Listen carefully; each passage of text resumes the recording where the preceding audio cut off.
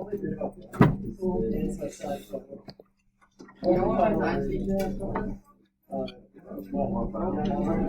we're gonna have one. It's just the project.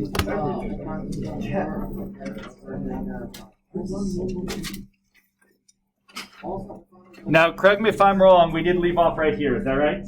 Yeah. We didn't even have that one. We were right here? Yeah. Okay.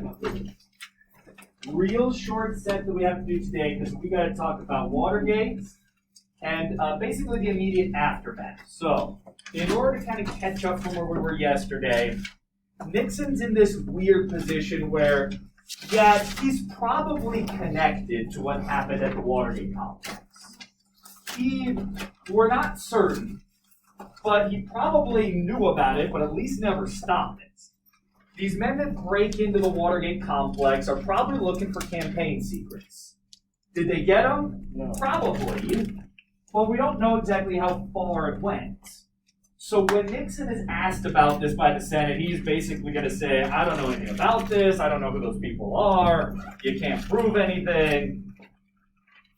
Until they can, as Nixon has all of these recorded conversations that take place in the White House. Those recordings become some real key evidence. The Senate's going to say, we want those tapes.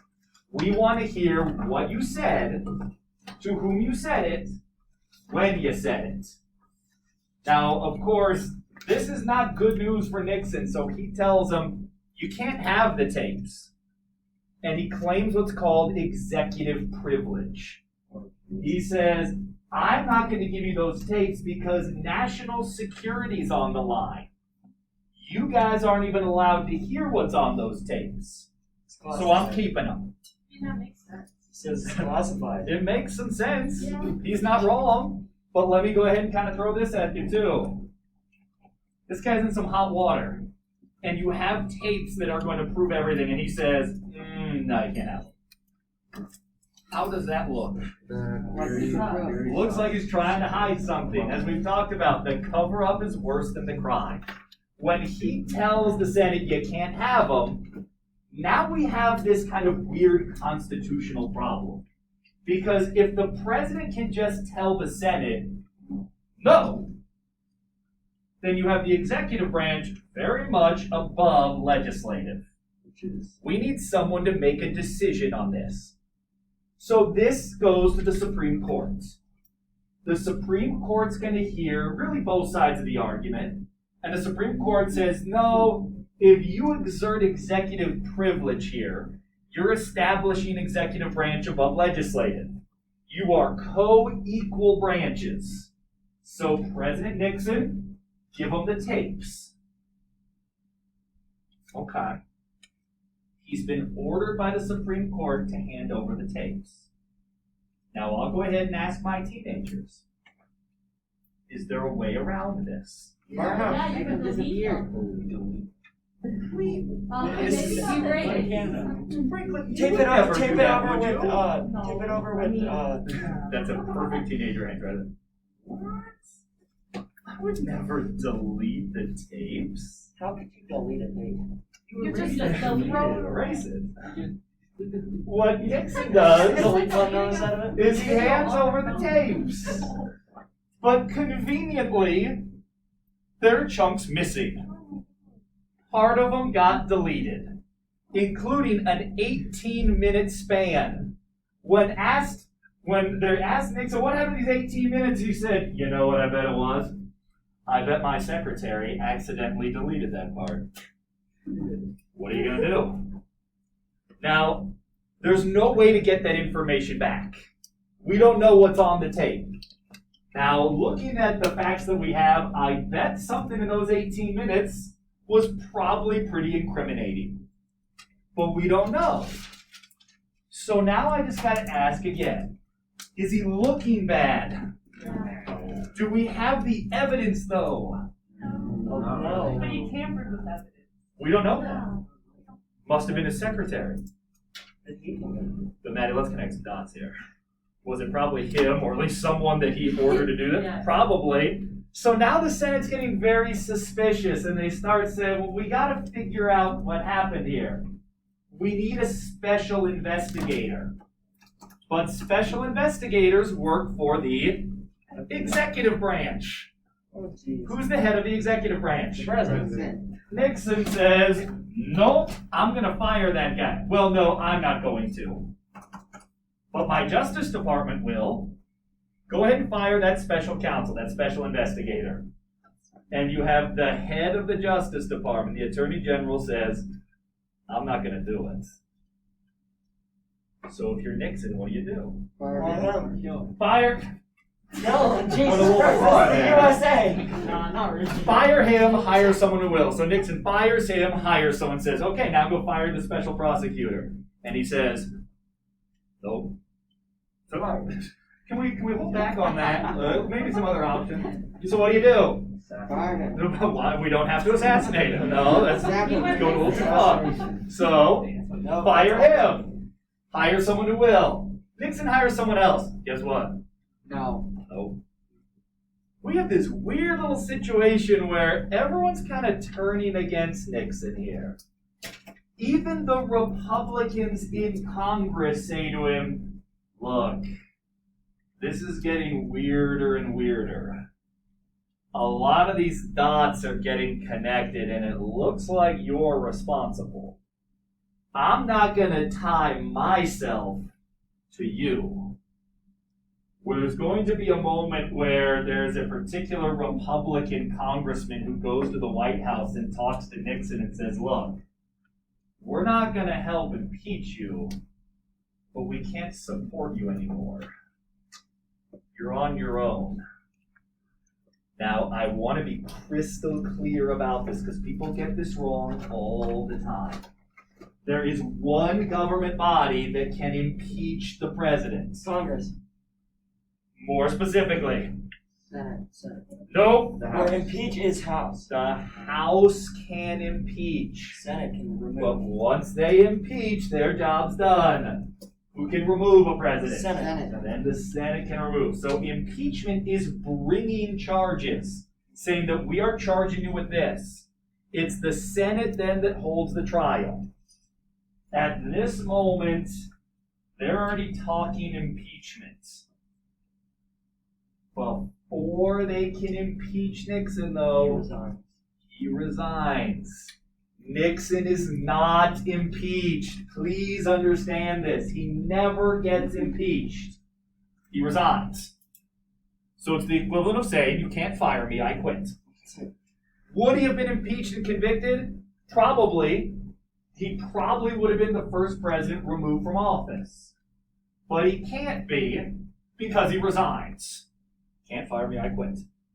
So in the American system of government, we have something in place should something happen to the president. Who takes over? Vice President. Vice President takes over. His Vice President, Gerald Ford, is going to take over the presidency.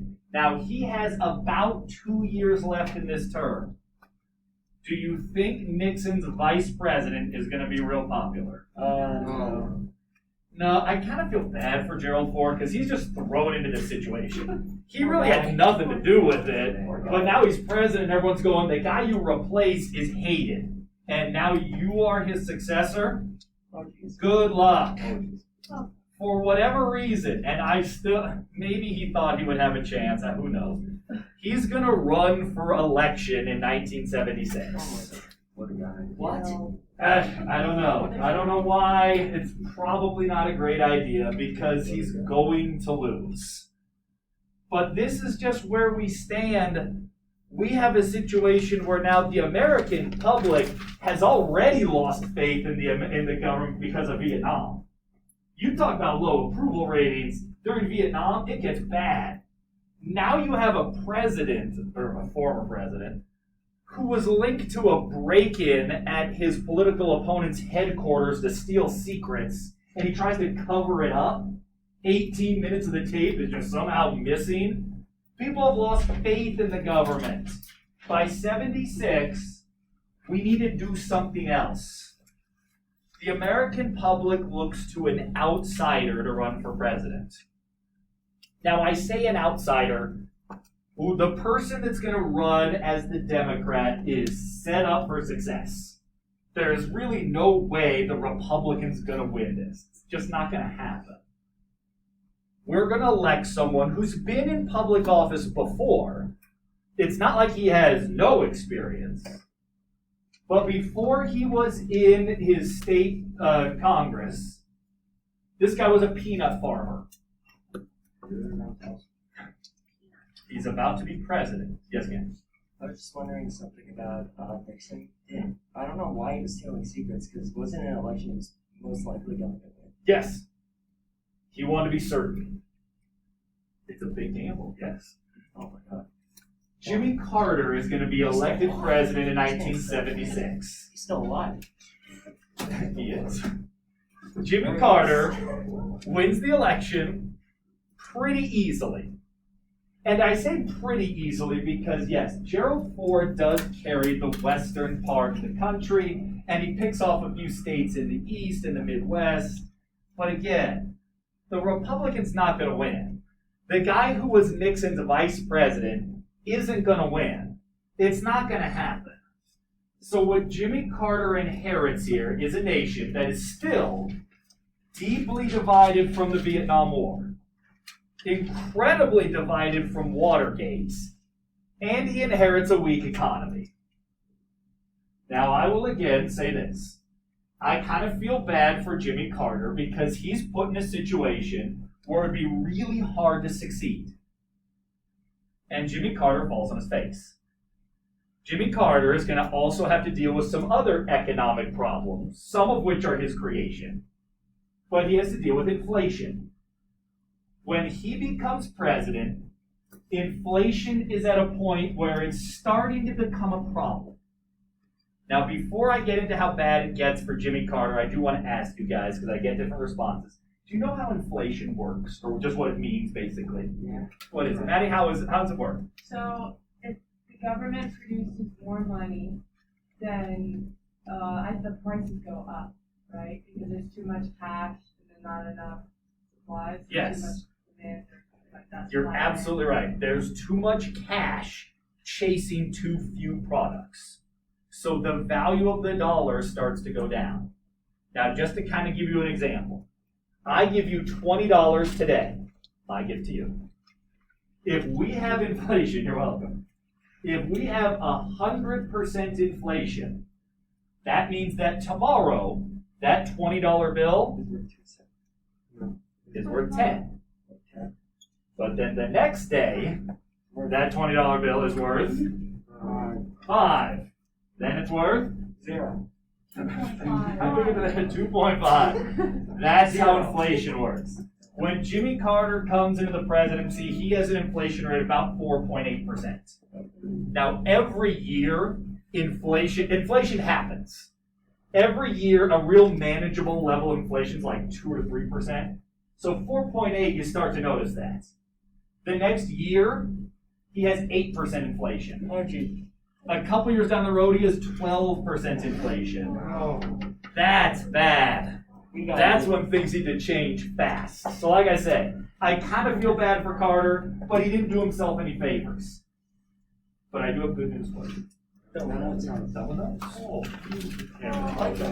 Done with those. Now we got to talk about the aftermath of all this mess. So what you're going to need is a fresh piece of paper.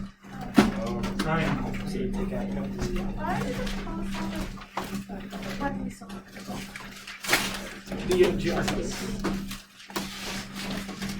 But Kennedy, I'll make you a deal first. If you're really good At what? for 2 more weeks, We only have a little. I can't believe we have less than 14 days. I will give you 10 weeks off of school. Whoa. And we won't have to. Really? How many weeks? Wait, is it during the summertime or is it during the normal I think it's during No, the you should school let us year. have that during, Oh, like, it's when we like get back. that. That way we don't have to go till like January. Yeah. Oh, smart. Exactly Just don't show up. Good brain. Just Just don't show up. Life is all about choices.